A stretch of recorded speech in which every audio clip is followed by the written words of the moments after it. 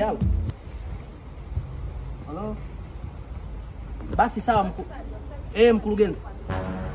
Sawa, haina shida. Mimi kama niyo pesa nitumieni kila kitu kitakuwa sawa. Shafi. Ngoja. Shafi, naomba nisikilize. Shafi. Yaani mkuu unasikia? Mimi kama ni pesa inamaanisha mnaweza mkaniwekea tukao. Shafi. Mkuu, mimi bidhaa nilikuwa nimeshaandaa mpaka wezi nimesha shamba. Ni nini?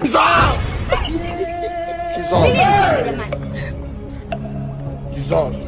Kwani tusikilizane? Sasa mke wangu ndo unatupigia simu kwenye maji. Nisikilize, naongea muda wote unisikilize. Naongea issue za biashara hapa. Biashara gani? Haya, ulitaka kuniambia nini? Ustazi kashafika huyu hapa. Ustazi wa nini?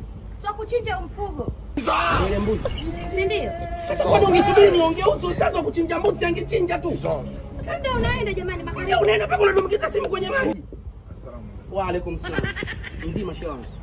Wewe ndio utakuja kutuchinjia mbuzi siku ya Eid. Basi sawa, shukrani sana. Nitafurahia sana huduma yako.